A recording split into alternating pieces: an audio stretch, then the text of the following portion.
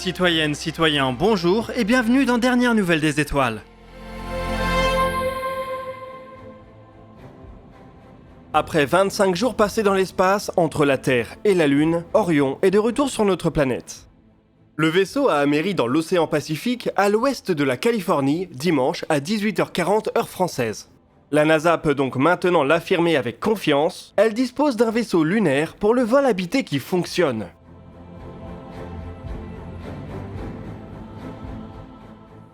Les derniers jours du vol ont été consacrés au voyage retour et à la rentrée atmosphérique. Un peu avant celle-ci, Orion a largué son module de service européen, qui a donné pleine satisfaction tout au long du voyage. La rentrée en elle-même s'est effectuée à grande vitesse, plus vite que lors d'un retour de l'ISS, soit environ 40 000 km/h. Orion a par ailleurs utilisé une technique de rentrée qui n'avait jamais été tentée sur les vaisseaux habitables. Plutôt que de foncer directement dans l'atmosphère, il a d'abord rebondi sur celle-ci, effectuant une sorte de ricochet. Cela a ensuite permis au vaisseau plus de précision dans sa phase de descente.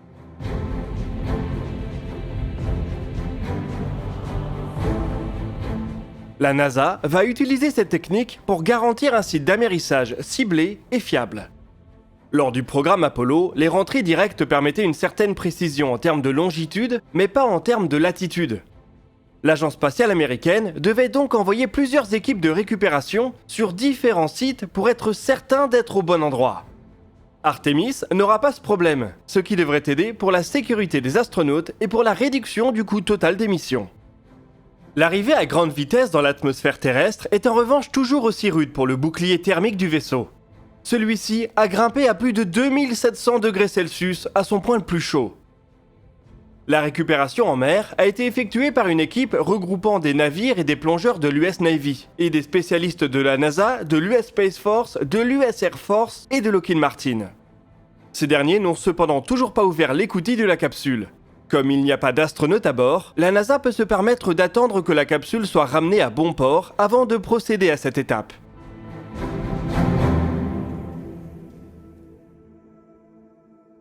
L'ouverture sera menée au Centre spatial Kennedy. Il va donc falloir un peu de temps pour naviguer jusqu'à la terre ferme, puis transférer par camion le vaisseau de la Californie à la Floride. L'ouverture de la capsule permettra de récupérer les différentes charges utiles et expériences embarquées. La NASA prendra ensuite plusieurs mois pour analyser le vaisseau de fond en comble. Ce sera l'occasion de découvrir si Orion répond à toutes les exigences jusqu'à sa dernière ligne de code. Des modifications mineures pourront alors éventuellement être apportées. Pour la prochaine étape, il n'y aura en effet pas le droit à l'erreur, puisqu'il y aura des humains à bord. Artemis 2 reproduira à peu près le même vol qu'Artemis 1, mais avec 4 astronautes, 3 Américains et 1 Canadien. Pour le moment, la mission est prévue pour mai 2024. Il n'y a pas vraiment de nouveaux développements à mener, les éventuels retards proviendront donc peut-être de difficultés de fabrication ou d'intégration. Là où les choses se compliquent, c'est pour Artemis 3.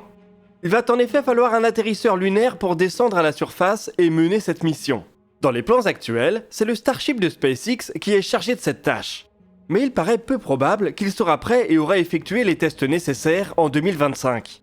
Cela reste difficile à dire, les choses accélèrent parfois brutalement chez SpaceX et on espère que ce sera ici le cas. Une des étapes qui va nous permettre de jauger l'avancée du Starship sera la mission Dear Moon, qui devrait être menée avant Artemis 3 et peut-être même avant Artemis 2. Souvenez-vous, en septembre 2018, le milliardaire japonais Yusaku Maezawa avait annoncé qu'il allait entreprendre un voyage autour de la Lune grâce au vaisseau géant de SpaceX. En contrepartie, il s'engageait à financer une partie non négligeable du développement de celui-ci. 4 ans plus tard, la mission est toujours prévue pour 2023. Et on connaît maintenant les personnalités qui vont y participer.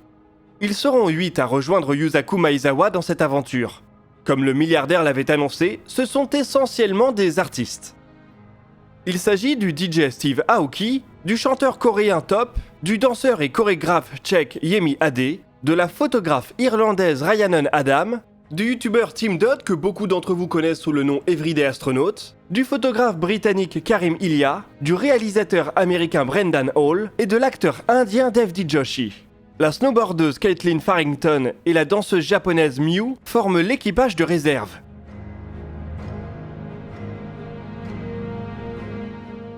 Cette sélection a été faite parmi 1 million de candidatures. Elle donne un côté très hétéroclite à la mission.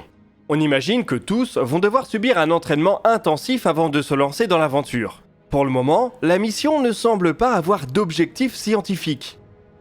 Il s'agira essentiellement d'inspirer ces artistes dans leur créativité.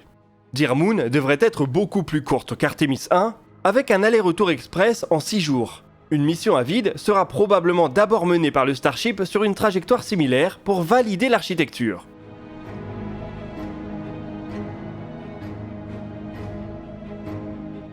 Peu après, le Starship mènera une seconde mission touristique pour le compte de Dennis Tito, le premier touriste spatial de l'histoire. On verra ensuite si ce type de voyage devient une lubie pour les très fortunés et un moyen pour SpaceX de faire rentrer un peu d'argent. D'ici là, les finances de l'entreprise devraient reposer essentiellement sur ses contrats avec le gouvernement américain et sur Starlink. Concernant ce dernier point, SpaceX vient de faire une demande d'autorisation pour offrir de l'Internet par satellite directement au smartphone. Les usagers n'auraient ainsi plus besoin de la coûteuse antenne associée au service et pourraient bénéficier d'un Internet mobile. Pour y parvenir, SpaceX devra ajouter une charge utile dédiée sur environ 2000 satellites de la seconde génération de Starlink.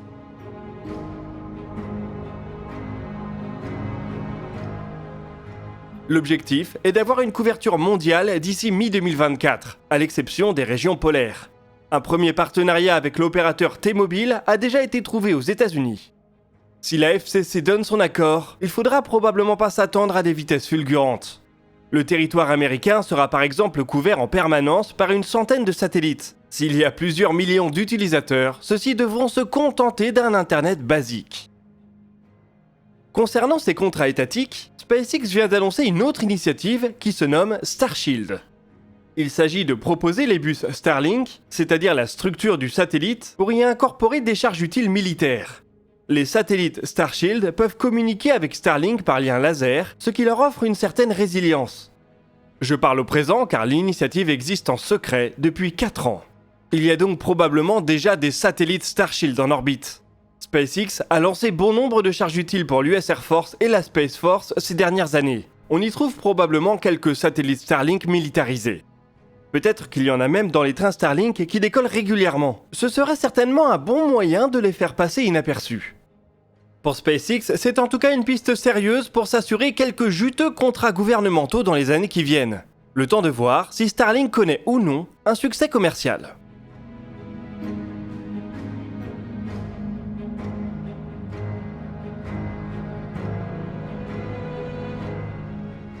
On va s'éloigner un peu pour la suite du DNDE, du côté de Proxima du Centaure, l'étoile la plus proche du Soleil.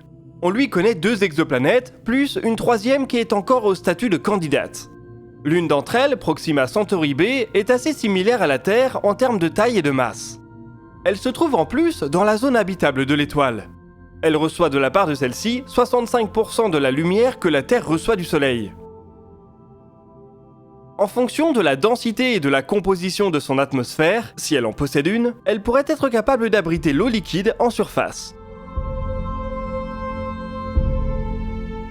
Le scénario semble presque idyllique, une planète parfaite autour de l'étoile la plus proche du Soleil. On ne connaît cependant pas grand-chose de Proxima Centauri B. De nombreuses études ont tenté de modéliser ce qui pourrait être ses conditions de surface. Mais tant qu'on n'en saura pas un peu plus sur elles resteront essentiellement de la spéculation. On peut en revanche déjà étudier avec plus de détails son étoile parente, Proxima du Centaure. Et sur ce front, les nouvelles ne sont pas forcément bonnes. Depuis quelques années, il est devenu possible de produire des cartes du champ magnétique de la petite étoile, en utilisant une technique appelée l'imagerie Zeeman-Doppler. Une étude mise en ligne le 28 novembre utilise ces cartes pour confirmer ce qu'on craignait déjà. Proxima du Centaure est une étoile instable qui émet quantité de rayonnement nocif pour la vie. L'étoile est une naine rouge, elle est beaucoup plus petite que le Soleil. Son cœur, là où se produisent les réactions de fusion, est ainsi beaucoup plus proche de sa surface. Cela crée des turbulences énormes et des éruptions beaucoup plus violentes que ce à quoi le Soleil nous habitue. Cela se voit même à 4 années-lumière de distance, à travers son puissant champ magnétique. L'étude modélise ainsi que les vents solaires auxquels sont soumises ces planètes, dont la prometteuse Proxima Centauri B, sont 1000 fois plus puissants que ceux qui affectent la Terre.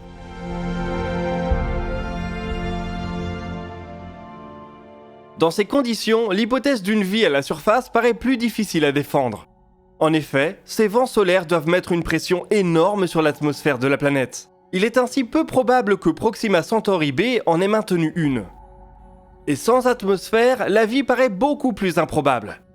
Encore une fois, il s'agit de modèles, mais qui sont cette fois-ci étayés par une mesure du champ magnétique de l'étoile. Nul doute qu'on continuera d'en apprendre plus sur Proxima Centauri et ses planètes au cours de la décennie, avec peut-être quelques bonnes nouvelles.